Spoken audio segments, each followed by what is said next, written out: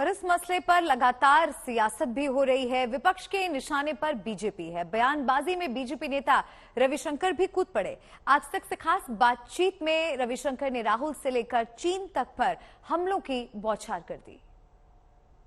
भुट्टो लगातार भारत के खिलाफ बयान दे रहे हैं, प्रधानमंत्री के खिलाफ विवादास्पद टिप्पणी कर रहे हैं। हमारे साथ पटना के सांसद और पूर्व केंद्रीय मंत्री रविशंकर प्रसाद जी हैं। रविशंकर जी, पाकिस्तान के हौसले क्यों बुलंद हो रहे हैं, क्या कारण? देखिए, पहली बात यह है कि जो बिलावल भुट्टो ने टिप्पणी की, जुल्फिकार अली भुट्टो के नाती साहब प्रधानमंत्री के खिलाफ, ये बहुत ही शर्मनाक और भर्त्सना योग्य है। और उन्होंने किस दिन की?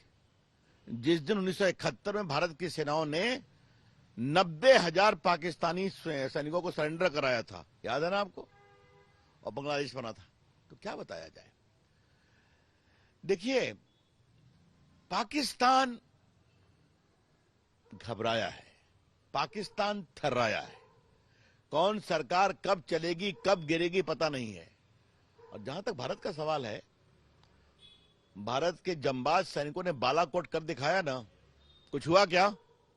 घुस के उरी में भारत के जवानों ने कार्रवाई की ना, कुछ हुआ क्या?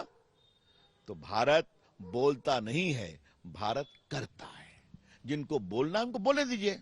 और ये कौन कब कैसे करेगा, ये भारत की सेना और स्ट्रेटेजिक सिक्योरिटी तय करती है।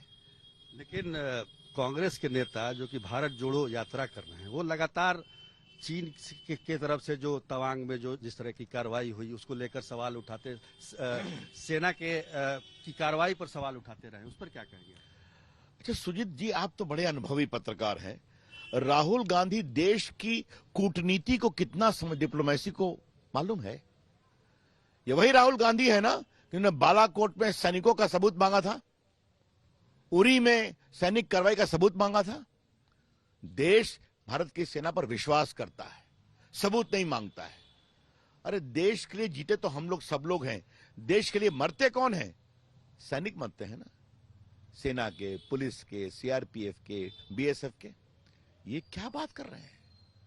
और जहां तक सवाल है अपने पिताजी के फाउंडेशन में पैसा लेने वाले चीन से करोड़ों, अब मैं राहुल गांधी को कितना स्मरण दिलाऊं कि 62 में आपके श्रद्धेय परनाना जी, जो भारत के प्रधान नेहरू जी थे, तो चीन से भारत की कैसी हार हुई थी, याद है ना आपको? शर्मनाक हार हुई थी कि नहीं हुई थी? वो भूल गए क्या?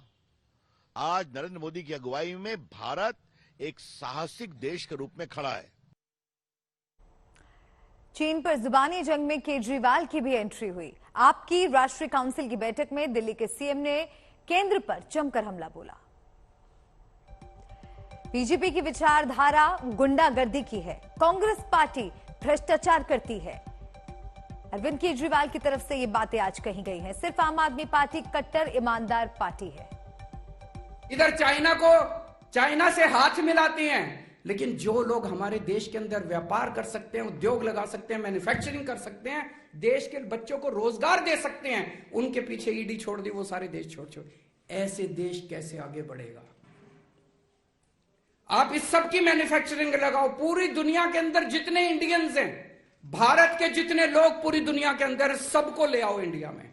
सबको बोलो इन्वेस्ट करो, हम आपको फैसिलिटीज देंगे, हम आपको जमीन देंगे, हम आपको सारी फैसिलिटीज देंगे, इंडिया में आके मैन्युफैक्चरिंग करो। मैं आपको गारंटी देता हूं, हम चाइना को एक्सपोर्ट करना ना चालू कर दें, इंपोर्ट करने के लिए। इंडियंस को तो तुम भगा रहे हो सबको इंडिया से, और चाइना वालों को गले लगा रहे हो, झूला झुलाते हो चाइना वालों को बुला के। अरे शर्म कर लो थोड़ी सी। तुम इंडिया में इन्होंने हमारे देश के लोगों की हालत इतनी पतली कर दी कि बड़े बड़े उद्योगपति अब देश छोड़ छोड़ के जा रहे हैं।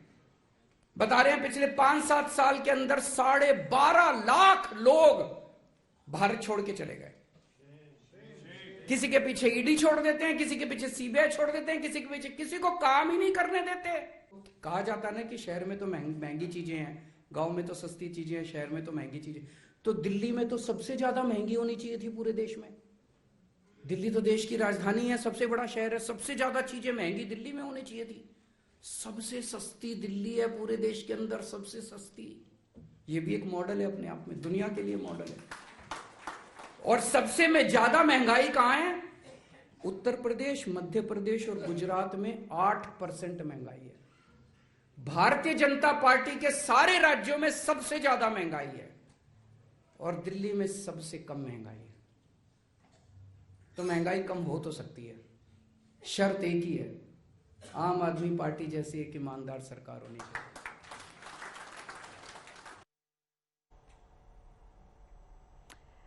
और आज की एक और अहम खबर आपको बता दें, समंदर में उतर गया है चीन का काल। केंद्रीय रक्षा मंत्री राजनाथ सिंह भारत के सबसे विध्वंसक युद्धपोतों में से एक आईएनएस मोरमुगाओ को नौसेना को समर्पित कर चुके हैं। ये युद्धपोत ब्रह्मोस और बराक 8 जैसी मिसाइलों से लैस है।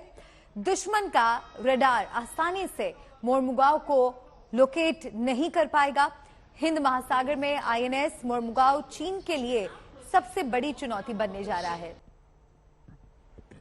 तो आ गया है समंदर का नया बादशाह। चीन और पाकिस्तान को अब बाज आना होगा।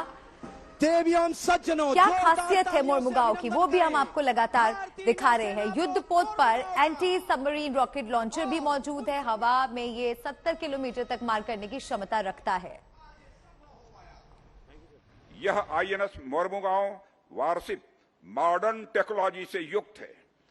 Medium range surface to surface air missile, BrahMos surface to surface missiles, air anti submarine indigenous torpedo tube launchers, state of the art sensor package और वेपन्स के साथ यह वारशिप दुनिया की most technologically advanced missile carrier में से एक होगी। इनमें जो सिस्टम लगाए हैं वे वर्तमान के साथ साथ भविष्य की जरूरतों पर भी पूरी तरह से खरे उतरने वाले हैं। आज जब भी एमडीएसएल द्वारा निर्मित आईएनएस मोरमुगाओ की सफलतापूर्वक कमीशनिंग हो रही है तो इसमें कोई संदेह नहीं रह जाता कि आने वाले समय में हम न केवल अपनी जरूरतों के लिए बल्कि दुनिया भर की जरूरतों के लिए भी शिप बिल्डिंग करेंगे, ऐसा मेरा विश्वास है। यानी हम न केवल मेक इन इंडिया बल्कि मेक फॉर द वर्ल्ड के लक्ष्य को हासिल करके रहेंगे। आज तक HD सबसे तेज सबसे ज्यादा।